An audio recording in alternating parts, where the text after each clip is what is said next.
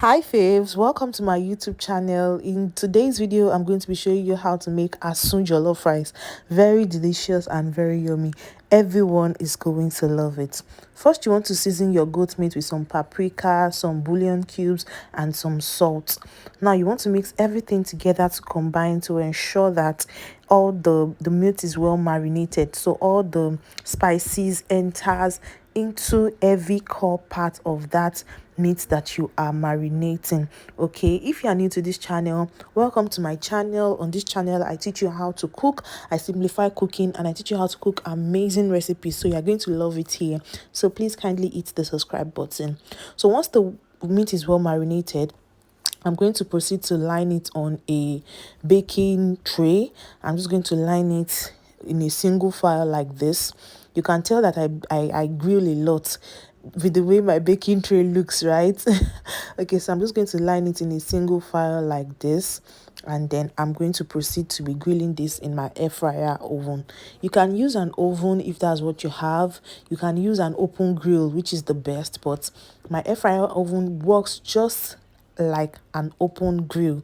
Like, I'm not even capping, that is how it works. It smokes just like an open grill. So you can use your oven, you can use your air fryer, you can even use a microwave, but I'm using the Bucci Mix air fryer oven, and it turned out really well. Once your meat is well grilled, this is the secret to making asun. Don't boil your meat first before you now start grilling it. Just grill, season it well, let it marinate for a while before you grill it. So once your meat is well grilled, you're going to cut it into biteable sizes. When I mean biteable sizes, I mean tiny pieces that if someone uses a toothpick, it will be easy to chew at a go or two. That is what is called biteable sizes. Are we following my faves? Once the meat has been chopped like that into biteable sizes, then we're going to proceed to make the asun. But make sure that you chop your meat. Don't let it be too big. Don't. And in asun, there is no bone in asun. Asun is a boneless dish. So once you have meat like this, pour it into an empty pot. Then you're going to blend some pepper. I'm using scotch bonnet, so I blended it roughly, and I'll add it to this. I'm adding some bouillon cubes and a little bit of oil. Okay, just a little bit of oil here. Mix this to combine, mix it thoroughly, like to combine, toss it around so that all the meat and the spices and the seasoning are well marinated. Like I said, asun is a boneless dish, so don't let any bone be in your asun. Make sure that it is just meat alone. So once you've tossed it around like this and it looks something like this, now you're going to add the pepper. Would have cooked by this time. That's the purpose of tossing it around, is to cook that pepper. You're going to add lots of onions chopped like this. Chop it like this, okay?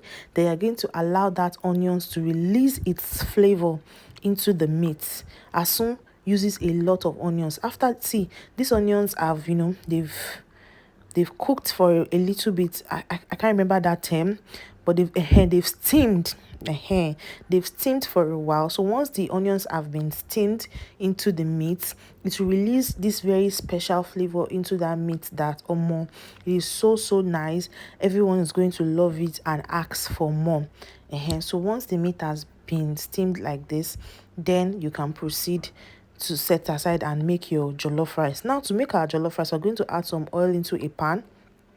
We'll add some sliced onions and then fry this until it is well fried. I like to fry my onions very well, because if you don't fry your onions very well, one of these things that I used to see in people's cooking, your onions will turn green. So make sure that those onions are well fried before you now introduce your tomato paste. You can now introduce your tomato paste at this point. So you now, for you to be on the safe side, make sure that you fry your tomato paste very well, because you don't want a jollof that will carry hand and start slapping you. Because tomato paste has this sour taste, so you want to ensure that your tomato paste is well fried so that it doesn't like give this feedback when you are eating your jollof rice. That I don't like that. So once your tomato paste is well fried, add your pepper blend. Okay, your pepper blend is a combination of tomatoes, scotch bonnet, local bell peppers, and chili peppers. Now fry this until the oil starts to float on top of the stew base. That's what I mean. Like you can see now, the oil is floating on top of it. So you're going to season with some thyme, some curry powder, and some chicken seasoning and some salt. You mix everything to combine. See, it's already looking yummy, jollificating. It's already looking give me, let me come and eat vibe. Once you get something that looks like this, see how beautiful looking our jollof base is, right? You're going to add your rinsed rice. For this recipe, I'm using basmati rice. You can use local rice if that is what you have at home, but I find that basmati rice is even tastier for this recipe. So I'm going to mix the rice and the sauce together, just like you are turning it around to ensure that the rice and the sauce is evenly distributed. I'm going to mix it together to combine like so, to make sure that yes, everything sengemenge, everything nice, everything good, everything fine. Okay, so once the rice and the sauce is evenly distributed, we're going to add just a little bit of water. You know that this is Assum jollof. We don't have the Assum stock. If we were making regular jollof, we would have like chicken stock or turkey stock or beef stock. We don't have any stock for this recipe, so we're going to be using plain water, just a little bit of water, not so much that it will now be like it will fill the pot. No, jollof rice cooks with steam, so just add enough water to cover the rice and you are good to go, good to go, good to go. Okay, so mix this in, allow it to settle down, allow it to like form a good relationship and all of those, and then you're going to cover this for a while, just a little bit, maybe like 5 minutes or so. After 5 minutes, I'm going to open this pot and I'm going to cover it with a foil, okay, so that it can trap the steam inside this jollof, so that the jollof will be jollificating. No, we did not add plenty water. So we need steam to help us cook our jollof. After about 30 minutes, I'm going to open my pot and this is what we have. Okay, so our jollof has cooked, the rice has doubled in size and all boiled. This is regular sweet jollof. This is not smoky jollof. So for you to achieve smokiness in your jollof, I'm going to be showing you in this recipe. So to further cook it, I'm going to be adding some sliced tomatoes. I'll add some sliced onion rings. Then I'll also add a little bit of butter. That butter is going to give it a different taste, trust me. So I'll now add my Assum at this point. That Assum that we made earlier on bar, I'll add it at this point. Look at how good looking this is. This is really nice. You're going to love it. Everybody in your family is going to love this. I'll ask you for more because it's really good. Okay, so this my Assum now, I'll now cover it and transfer this rice to the bigger burner so that it can smoke up a bit. After about 5 minutes, I will open it up. My smoky jollof is ready. This is so tasty. It is so nice. Everyone will love it and ask for more. Like, it is perfect. When you say a perfect recipe, this is it. So make it for your loved ones this festive season. Serve them something different. It's not every time you'll be serving them the regular old plain jollof rice. Serve them Assum jollof rice with this busting with all of this flavor, and everyone will love it and ask for more. Like I said, if you're new to this channel, welcome to my YouTube channel. My name is Gracie. I teach you how to cook delicious meals, like meals that will make people call you a pro chef. That is what I teach you how to cook on this page. So like this video, share to your family and friends, and it would really help me to make amazing videos like this for you. I'm going to be serving this with some some plantain, and it is a go. Okay, so I understand that so many people, after cooking jollof, their jollof pot is always like burnt and they don't know how to clean. So even in this video, I'll be showing you how to clean your jollof pot. So you're going to add some salt to your pot here. Add the salt to cover the pot and leave for about 10 minutes. After 10 minutes, you're going to come back. The salt would have eaten the burnt part of the jollof. Now use your spoon to scrape that burnt part in that jollof. Use your spoon to just scrape the burnt stuff of that burnt part of the jollof, right? Just use your spoon to keep scraping, scrape until you are done. So once you're done, all you have to do is to just pack this burnt jollof into like the foil paper that we used for to cover the jollof, and then just save the burnt parts And you can throw it away. What am I even saying? I say save, throw it away, Jared. Don't save it. Okay, so just add your baking soda to your your pot now. Let the baking soda cover all part of the pot.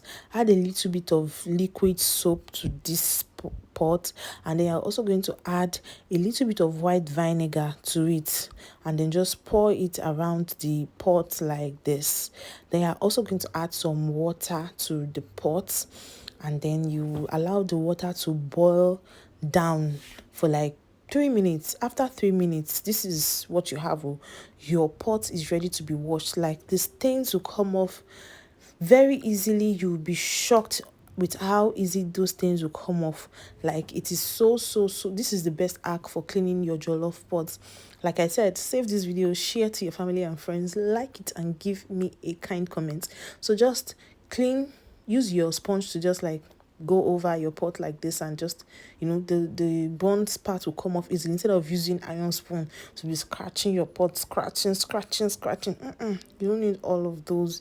All you have to do is follow these steps, and your pot will come out really clean. So I'm just going to add some water now, and then just keep on washing this until all those burnt part is totally gone. I'll also be washing the inside, both the inside and the back and the outside and everything, so that the pot comes out really clean.